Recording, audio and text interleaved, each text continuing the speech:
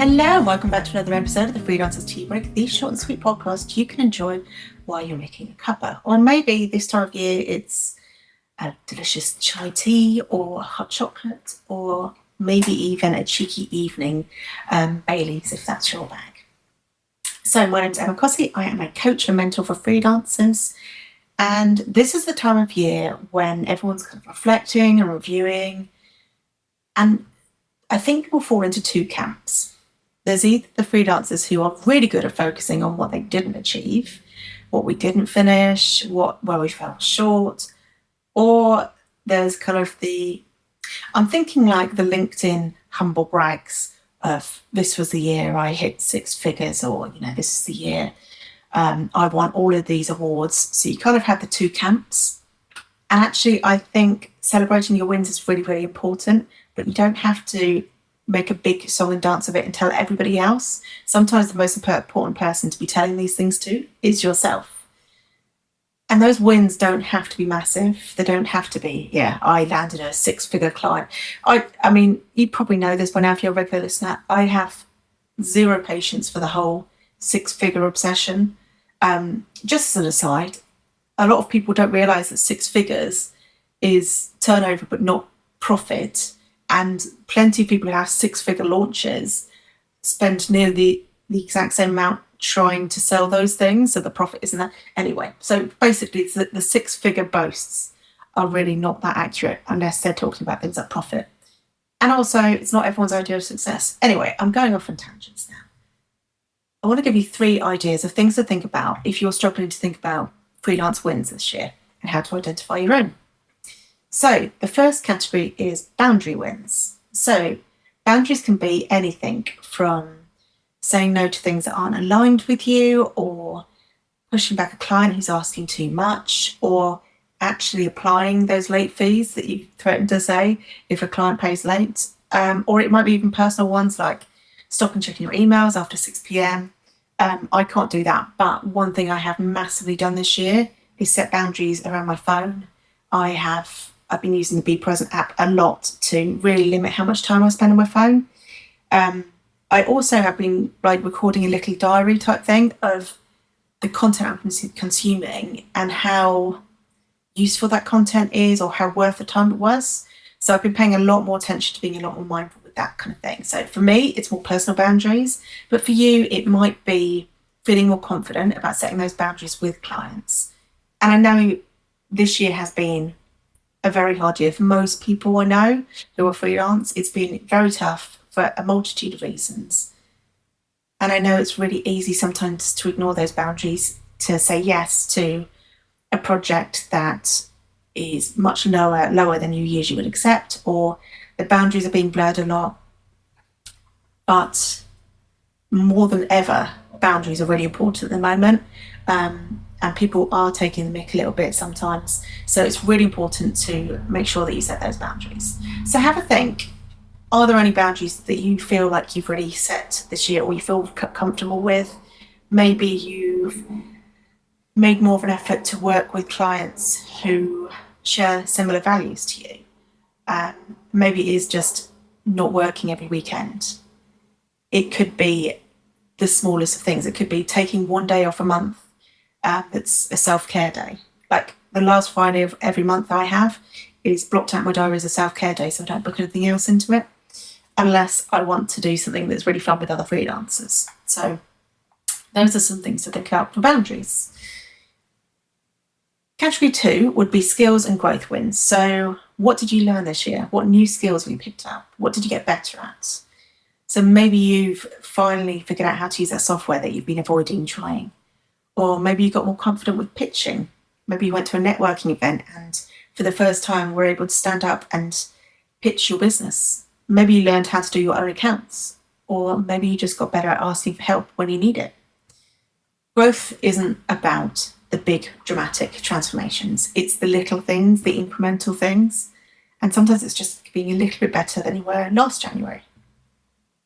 I know for me, there's a few things I've been learning about this year. AI inevitably has been part of that. Notion, I have been obsessed with learning more about Notion. I just find it such a useful tool. I've also, on I guess a personal and professional note, been learning more about autism. I did a great free course earlier in the year on autism, which has really helped me understand not only as the parent of a child with ADHD and autism, but also a number of my clients who have ADHD are also now discovering they have autism, or clients are coming to me who are purely autistic, and knowing more about how autism can affect in terms of sensory, but also accommodations that I can make that make the process better for everybody. That's been really, really useful as well, and hopefully has meant that I've been able to offer even better coaching. And I've tightened up a lot of my coaching systems as well. My note taking and things like that has been a lot more streamlined.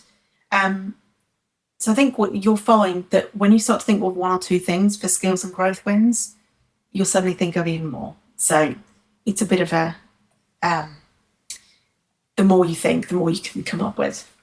Right, last category is client and money wins. So this is kind of the tangible, this is the stuff that you see on LinkedIn. So did you land a dream client? Did you increase your rates? Did you get a testimonial that you wanted to print out and put on the wall because you were so proud of it? Did you earn more than you expected? Or did you earn what you expected despite some speed bumps and some things that happened that you didn't expect? Have you managed to save some money? That actually is such an underrated feeling of being able to have a little bit of savings, and it is a privilege. But to even be able to start and have a little bit of savings feels amazing.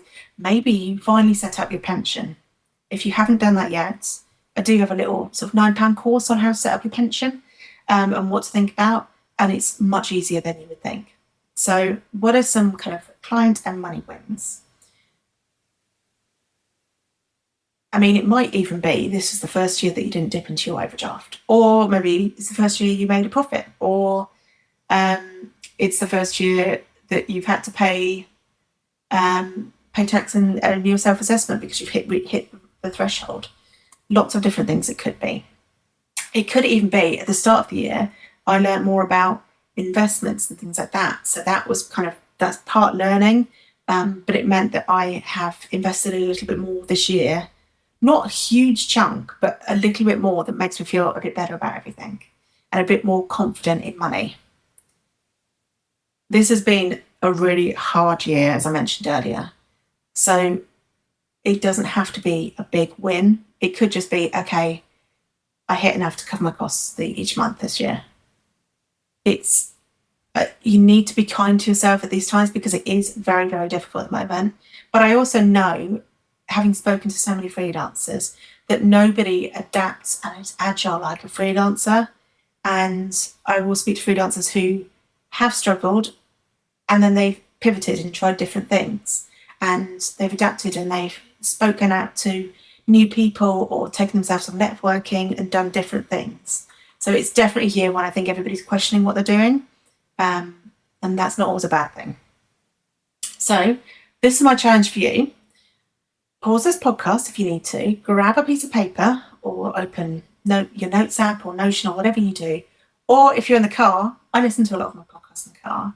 Pause the podcast now and say out loud some of your wins. So 3 things that you're proud of. 3 things that even if this year was incredibly tough, you can look and think, yeah, I did that. I made a positive impact. And if you're struggling to think of 3, just start really, really small. Did you keep in touch with clients when a time when you had to step back from work? Did you communicate? Did a client tell you that something you'd done had really helped them and really made a difference to them? Did you send something into Freelancer magazine and get featured there for a moment? Or did you just not give up on freelancing and keep going this year? That's something incredible as well. So I really hope this episode's given you a moment to pause and appreciate how far you've come this year. It never has to be massive steps. Sometimes little steps are just as good. And we really don't do that enough as freelancers. I would also say, as freelancers, a lot of freelancers I speak to are really bad at rewarding themselves for doing really well. And rewarding doesn't have to be something financial. It could be very small. It could be take half a day off to binge watching Netflix in the afternoon or something like that. If you're not already thinking about how you will reward yourself for achieving goals, I'd like you to have a little think about that in 2026. And they don't have to be big things. So thank you so much for listening in. If you enjoyed this episode, please do share it with another freelancer or take a moment to rate it on whichever podcast platform you're on. And if you want to share your wins with me, I would love to hear them. Do come find me on Instagram or come join the free Facebook and Discord communities. You can find all the links in the show notes. I will see you next week.